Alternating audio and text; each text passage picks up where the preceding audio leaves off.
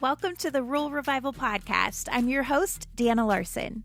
This week we're in Wakefield, Nebraska with Hannah Borg. Hannah is a sixth-generation farmer who decided to come home to the family farm after college to make her own path, raising poultry. As someone who didn't know anything about chickens until the day 60,000 of them arrived at her barn, Hannah is sharing her story and teaching us all a thing or two she's learned along the way. So here we go with Hannah Borg.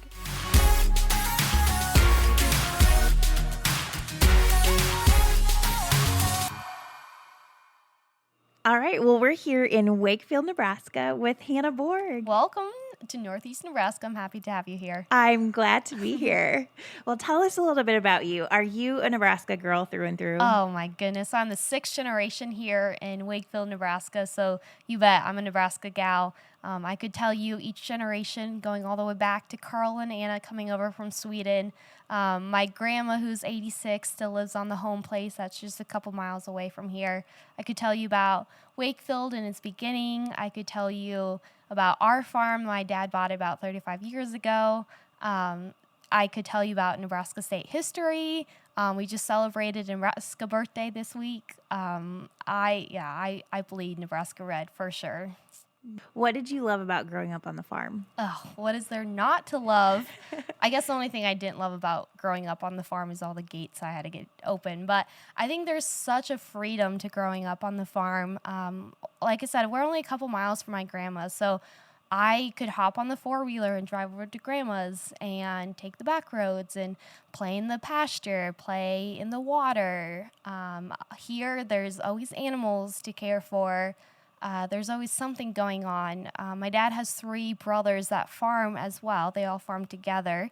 And so between my three uncles and six cousins, or there's 10 of us, so that'd be 7 other cousins, there was just always something going on, or hay bales to jump on, or the Logan Creek to go swimming in. And I think that's the best part growing up here is just the freedom to fall and to get back up and to figure it out and be creative. I love it. Well, eventually college did lure you away from the farm, at least for a few years. Yes. I attended University of Nebraska, Lincoln, and studied agriculture communications. So it's about a 2.5-hour drive from here. And I knew I wanted to go to our land-grant university, which is Lincoln. The Ag College just called my name when I attended the Nebraska Ag Youth Institution, NAYI. It's a week-long institute that is held on campus, and you just get to explore different careers in agriculture. You get to meet a lot of different people in ag and the industry here in Nebraska and beyond. And so spending that week on East Campus, which is our ag campus, I knew that it was home for me. And so it was. It was home for 4 years. And then last May, I came home to the farm full-time, and here we are. What was it that made you decide I want to come back? So I think everyone who grows up on the farm has that thing in the back of their head of like, I want to come back somehow, some way. And for some people it's easier. Some people it's just part of the plan. For some people it's not part of the plan, even if they don't know it is. And so when I went to college, I knew that I loved agriculture and I knew that I loved creativity. And so through traveling with my mom, who served on some leadership boards throughout the state, I realized that I was always drawn to communications. And so that's what I studied in school. And I thought through that, like I can still be on the farm, kind of be in production agriculture, but through maybe an association side. Well, a few years into college, we kind of got an opportunity that came out of the blue, and that was to raise chickens for Costco. And so it was like in 2017, I want to say, I came home for the weekend, and my dad just nonchalantly, he said to me, "Hey, Hannah, I've got a job for you." I'm like, okay, yeah, I'll go help you move cattle or something. But he's like, "No, like, what do you think about raising chickens?" I was like, "You've got to be kidding me. Like, what are you talking about?" Still saying that I raise chickens, like, blows my mind. But long story, I guess long now, is if I wanted to come back to the farm, I was going to raise chickens. And that's what I did because it was a way to expand and expand and diversify our operation through poultry, and that's what we did. We took the risk, we took the jump, and now we've been raising chickens for almost a year. Congratulations. It's been a wild year, let me tell you. Yeah. But I'm so happy being back on the farm. I mean, if we would have done this interview 9 months ago, I would have not been in as good a place, because it's not easy coming back to the farm. And I think there's a romantic aspect of like, oh, you're going to graduate college, you're going to go home to the farm, you're going to work with your family, it's going to be great, it's going to be blissful. Yeah, no, it doesn't work like that, or at least in my case, it didn't work like that. It was really hard there at the beginning, but really since the beginning of the year 2020, we've kind of found our pace, kind of found where everyone fits together, and it's going a lot better for sure. Good. Talk about the learning curve, because having known nothing about chickens and now being here on the farm and seeing everything that you have going on here, wow. Yeah, so there was no learning curve. It was a straight line up. So I'd never been in a chicken barn before until the day that we got 60,000 chickens. So let me back up a little bit. We grow chickens for Lincoln Premium Poultry, which is the chicken division of Costco. So Lincoln Premium Poultry is a fully integrated business. They have everything from the hatchery to the feed mill to the processing plant, and then they own the chickens that they contract out with the growers. So we're one of about 100 different farms of growers. We have pullets, which means we get 60,000 birds when they're day old. We have them for 21 weeks, and when they leave our farm, they go to a breeding barn, lay eggs there, and then those eggs go to the hatchery. They get hatched, they go out to a broiler barn, they raise them for 42 days, and then they go out to the processing plant to be processed to go to Costco. So that's a lot of words, essentially saying that we are the foundation of kind of where the birds come from. In cattle terms, we raise the heifers, we background the heifers. People seem to relate a little bit more with me saying we raise the heifers versus raising pullets, because I didn't know what a pullet was until we got pullets. And so that's kind of the chicken aspect. And all that loop-de-loop, I forgot what you asked me. No, it's okay. Just the learning curve. Oh, yes. And this is like my life real summed up, because there's just so many like different directions of things going on that I often forget what I'm doing. So I'd never been in a chicken barn before. But we had brand new barns that we had spent the last year being built, and there's a lot of equipment, and we just raise crops and cattle. So, I mean, we have tractors and all the tools and machinery and equipment, but we've never had confinement barns. And confinement barns is just a whole different level of raising livestock, I would say, just because it's so much more hands-on. And so I didn't know how to raise. I didn't know how to do anything that I do on a daily basis now. I didn't know how to raise chickens. I mean, the animal husbandry side of it is similar, of like, oh, that one's not feeling well, or I think something's off here. Let's figure out what that is. But also working with the company was a learning curve of kind of understanding our relationship and how it worked. Even now, I mean, today we're still learning how to fix things, because it's one thing to know how to get things to work or to run things on a daily basis, but when it breaks down, how do you fix it? Oh, by the way, when it's negative 20 degrees out, wind chill, how do you maintain good ventilation? And on the opposite end, when it's 120 degrees out in the summer, that's being a little bit dramatic, but when it's 100 degrees out in the summer, how do you maintain good ventilation in the barn? So understanding how each season works is different. Each cycle of the birds is different as well. It's just been a learning. It's kind of like drinking water out of a fire hose. Like, it's been a lot of work, but we're in a good place now. We're pretty comfortable where we're out on a daily basis, but still every week it used to be every day there was a surprise. Maybe it's now narrowed down to a little bit, or widened out to about every week. But there's still a lot of learning going on, but I've learned a lot so far. Good. What do you love about rural life? What do I not love? I love the freedom, kind of what I was talking about earlier. I love that when I go to town, I'm going to see people I know. Those people, they know my parents, they know me, they babysat me. I love the community aspect of when there's something exciting going on, they cheer you on. If there's something not as exciting going on, or maybe you have a loss or something, they're there for you. I love knowing that my family, my grandpa had an integral role in like helping build our church. He's been on the school board. Grandma played piano in church for years and years. All my uncles went through school before I did. I'm the first of 10 cousins, and so the 9, I have 2 siblings, so everyone after me, we're all in school together because we have a K through 12 school. I just love just like the community aspect, and that's, I would say, probably a common answer of what is loved about rural life, but just the feeling and the openness and the freedom to kind of do whatever you want to. It's just a really great aspect. Yeah. Tell us about your town of Wakefield and some of your favorite things to do here. So I love learning history, and I love learning learning about the people that built things and really brought things together. And so fortunately for me, my grandma's basically a historian. So I've gone through a lot of her books, not only read about my own family's history, but the town of Wakefield's history.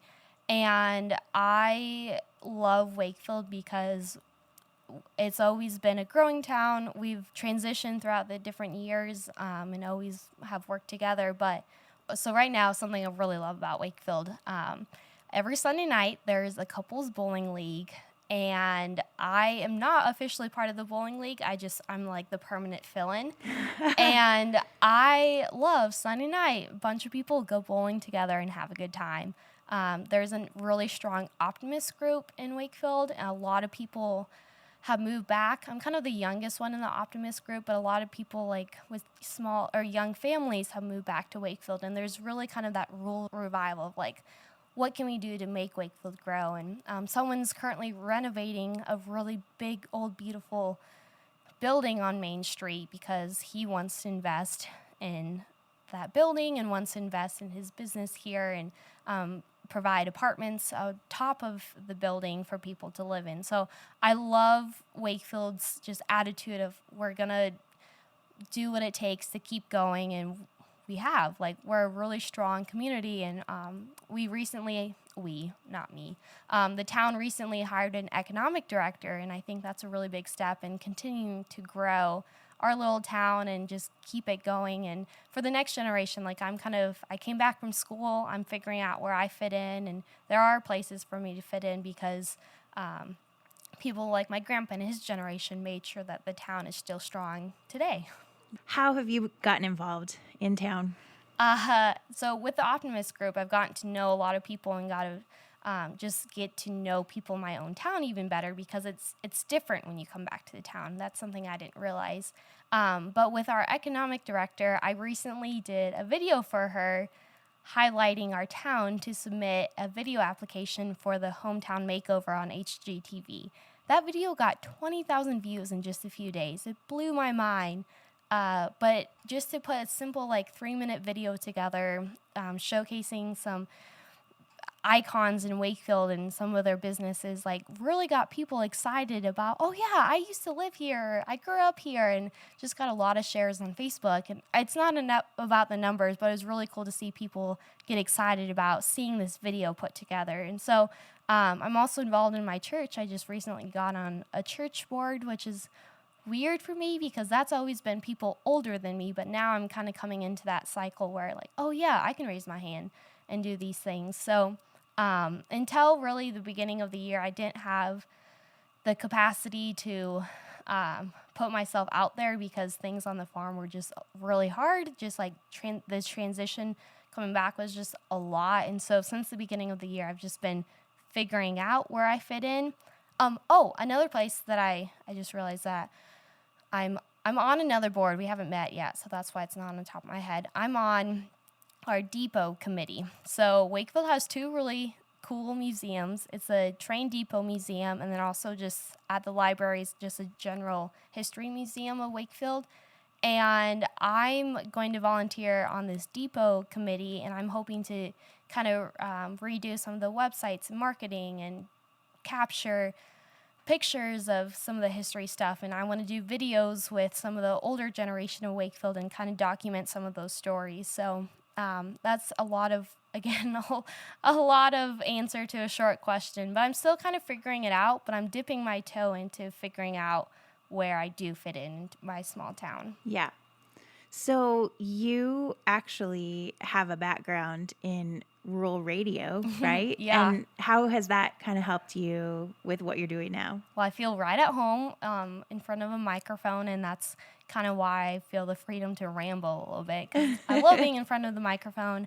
But my sophomore year of college, I did a internship with a radio company out in Lexington, central Nebraska, and loved it. I think there's just you kind of feel like you're in power when you're behind the microphone, but actually what I love most about it was all the stories that I got to hear. Not necessarily the stories that I got to tell, because that was just part of the job, but selfishly, I love the stories that I got to seek out and hear. Of course, I like telling them through the work, but I love just hearing people's stories. And then through my junior and senior year, I continued that internship in Lincoln, and did some stuff more locally in Lincoln. But it was so much fun being on radio, and I could tell, hey, Dad, I have an interview coming up, and he could listen to it in the tractor at home or whatever. And it's just kind of fun to just kind of have the voice and be able to kind of talk about exciting things that are going on. And so yes, I'm right at home behind a microphone. That's good. And you also got to be an intern for Farm Her too, right? Yes. So Farm Her is a small business that highlights women in agriculture, in case you're one of the few people that has never heard of Farm Her. They're based out of Iowa. So I got to live in Iowa for a summer with some really good family friends. And I knew that was a dream internship of mine.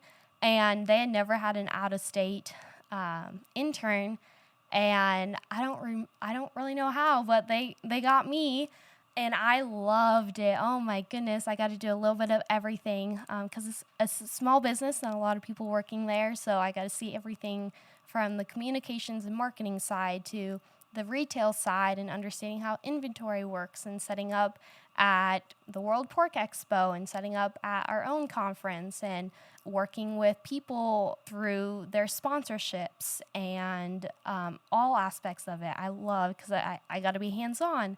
And of course, like, just sitting in front of the images of these powerful images of women in agriculture, like, yeah, it's a terrible job, let me tell you. So you mentioned moving back. It makes you see the town differently. Mm-hmm, absolutely. Talk about that. So everyone knows my family, just because we've been here forever. There's a lot of us. We've all been involved, and I'm the oldest. And so a lot of people knew me of like, oh, you're the chicken girl now. So Wakefield has Michael Foods, which is a large commercial poultry operation. They are owned by Kraft Foods, and it's a reason why our town is so strong. But so we're familiar with chickens, but we don't have a lot of small growers around here. So everyone knows me as the chicken girl. And so that was hard at first, of like, I'm not the chicken girl. I'm Hannah, like, you know me, but kind of changing my brain and understanding that, oh yeah, people know me because I raise chickens. And, you know, going to the small town bar, like, people are like, wait, are you old enough? Like, that's kind of a weird thing. And just, or I always love the question, so what Borg do you belong to? Because like I said, my dad has 3 brothers, so I get confused for my cousins all the time. But also, like, people recognizing that I am old enough to have an opinion and be involved is also an interesting transition, because a lot of people have watched me grow up, but now I'm old enough to make an impact in my town, and maybe not, people don't see me like that. So just trying to prove to people that I do have value and my opinions matter, and I am the next generation and I want to be involved. So what does that look like? And so yeah, you kind of have to help people change their mindset of how they look at you. And it's been interesting, but it's been fun. What excites you most about the future of rural America? I'm almost speechless because I don't know what excites me the most other than like I think it's going to continue to grow because people will nonchalantly like, oh yeah, small towns are dying. Well, that's false. And I know firsthand because have seen many people with small or younger kids come back and be members of our church and start to get involved, or in the Optimist Club, people from Omaha and Lincoln will come up for this event that we have every year that they grew up in Wakefield and they want to see everyone again. I have lots of friends from college that all they wanted to do was be able to go back to their small town, but that wasn't in the cards for them right away. So I think what excites me the most about small towns is that they're going to be recognized to have big impact, because a lot of times people just gloss over the people in small towns and not really giving them the value that they are worth. But I think people will start to see like, okay, yeah, it's a small town, but big things are happening there. What would be the number one thing that you would want to help educate people about when it comes to poultry or agriculture? That's a loaded question. I'm still learning about poultry myself, so what would I wish I would know? It is different raising animals in a confinement barn. I shouldn't even use the word confinement because there's plenty of space, but I don't know a good way to describe them. It's still all the aspects of like feeding and raising cattle out in the yards. Like we apply those same principles to raising chickens indoors, and I wish everyone knew how nice those dang chickens had it inside. Like, good golly, it will be blazing hot out in the summer and they're just chilling inside because it's 65 degrees in there. Like, it never gets any warmer than, or cooler or warmer than 65. When we get the day-old chicks, or for the first few days, it's really warm in there, but it's incredible weather in there all the time. No matter what the weather is outside, it is always better on the inside, because if it's windy, it might be a beautiful day, but it's windy out. Well, it's going to be nice and calm inside. Or if it's freezing cold out, it's going to be warm inside. You always want to be in the barns because it's always nicer weather in there.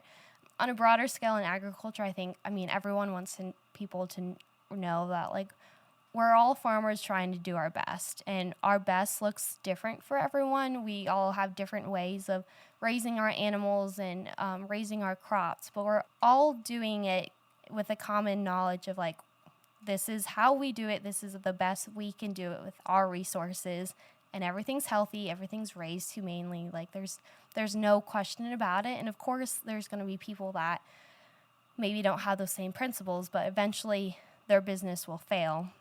And I think that's another misconception is like, we are a business. Like, it's really cool to say we're a family farm and we've been doing this for 6 generations and we work with family every day. But no, we are a business.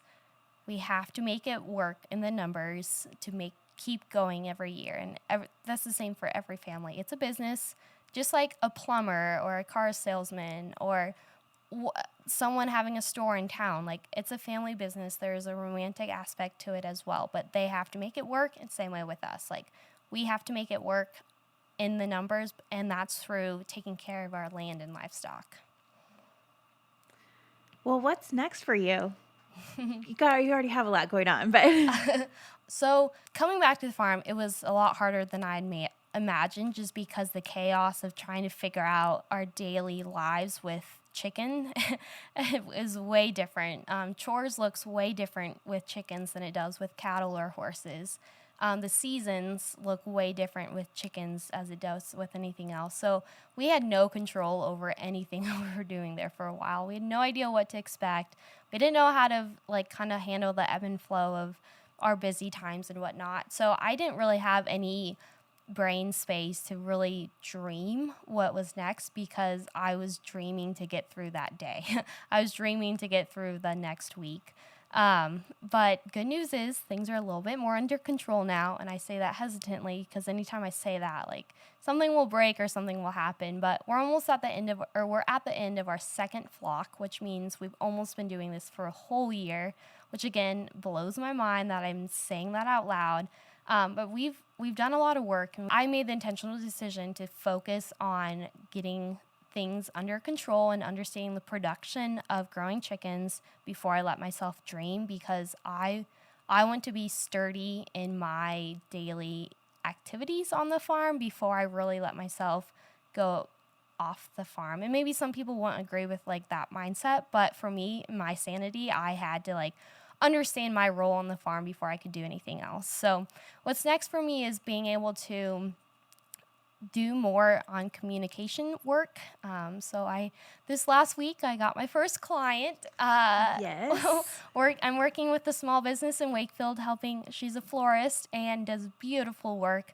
Just needs a little help on her social media and just kind of bragging about herself and her work. And so I'm helping her just a simple social media plan to bring in more customers and to sell herself even more. And so it's so small, and I understand that, but it's like such a big win for me that I have the space in my life to not only be creative, but able to just like go for a couple hours into town and work with her.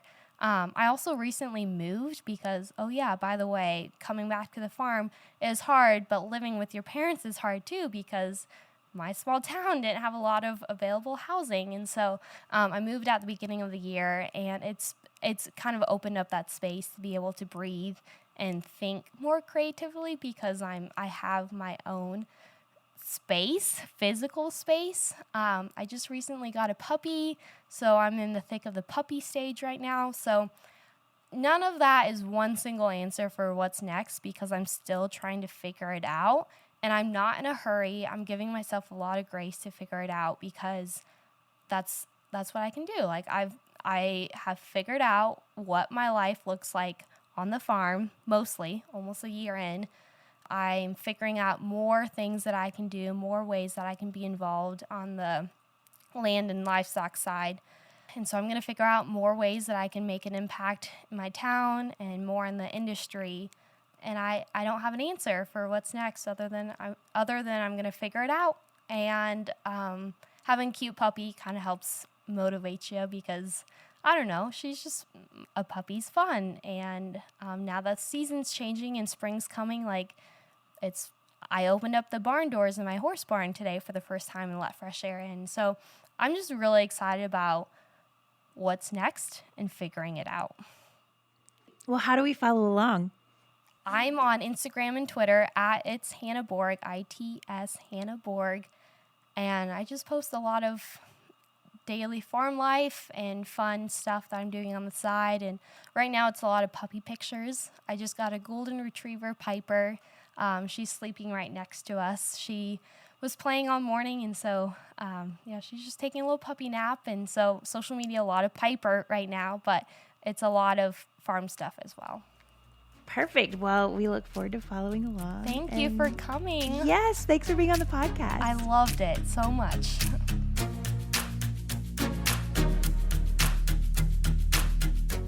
Well, I love how Hannah loves rural life and has worked so hard to learn a completely new industry and diversify her family's farming operation.